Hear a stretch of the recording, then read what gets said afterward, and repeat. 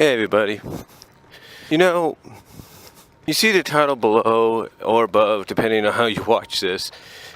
Yes, this is a review of the My Little Pony the Movie Prequel #1 issue of the My Little Pony Prequel comic series, which they will be doing apparently up to the movie's release.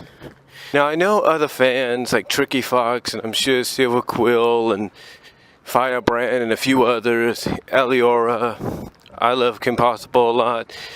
I know a lot of them are probably going to do their own reviews on the prequel comics. They might even wait until after the prequel comics are done. And maybe even wait longer to after they see the movie to basically give their thoughts on the comics. Now, overall, I have to say that this first issue, I thought did a good job. It gave us an idea of who the Storm King was and what his motivations are. We find out that to him, friendship is meaningless.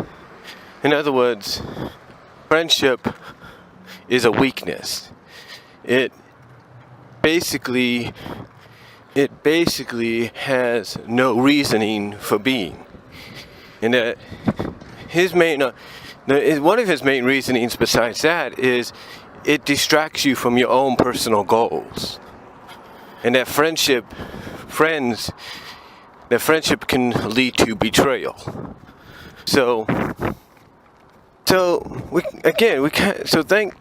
to the first issue, we kind of get an idea of why the Storm King is the way he is. Why he's kind of a very antagonistic, if not humorous, villain in the film. It's because basically he looks at friendship he looks at things like the friendship and all that the ponies representing all that, and he looks at it in a mocking way, like, yeah, right. Yeah, right, friendship is this powerful, friendship is this, friendship is that, blah, kind of. Just by the way he was introduced in this comic, you could see that, like I said, to him, friendship is a joke. And even when he invades certain countries and kingdoms, like Sina, I think that's the country where Capper the cat's from, where that cat Capper's from. Basically, he does it in a very mocking, very egotistical way. He does it in a very humorous way, but he does it also in a way that's mocking, arrogant, and just basically makes those that he's invaded, the rulers and the citizens, the people, if you will, the people, the fellow creatures, whatever, feel down in the dumps. And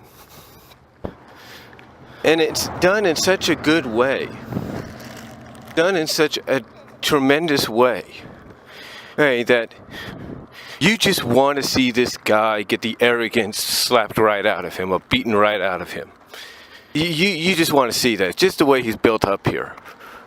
I mean, he even breaks the fourth wall and explains to the audience that what they saw is just a sample of who he is and what he's about. And that his ultimate goal is to control all of the world. That even though he can go after the treasures and all that, and that even though he goes after and steals the treasures of every kingdom and country he invades, his one true intention is to get all the magical, if not the most powerful magical items that kingdom and country has to offer.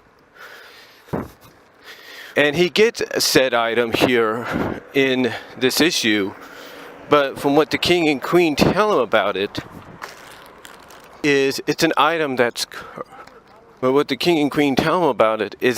item that is cursed, and that it will bring nothing but sorrow and despair to those that wield it.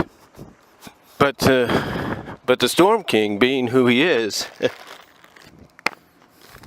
the Storm King being who he is, just arrogantly and mockingly, just the way, like, just the way he is, says, well, if that's the case, it's a good thing I took it off your hands, So, overall, that's his main goal.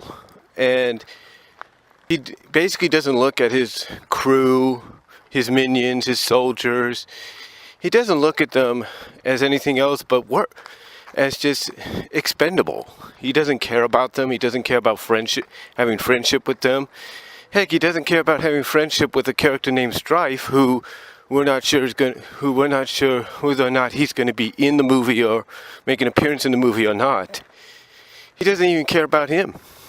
He just looks at Strife like, hey, you're just someone that joined with me because you know that no one can beat me.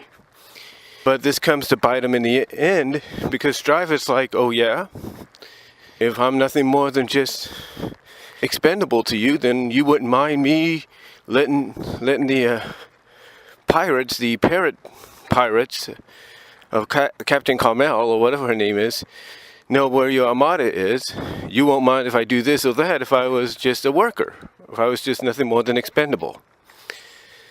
So yeah, overall, this first issue did what it had to do. It explained who the Storm King was, what his motivations were, how he basically looks at certain things like friendship and stuff, and how he does and how he just treats it.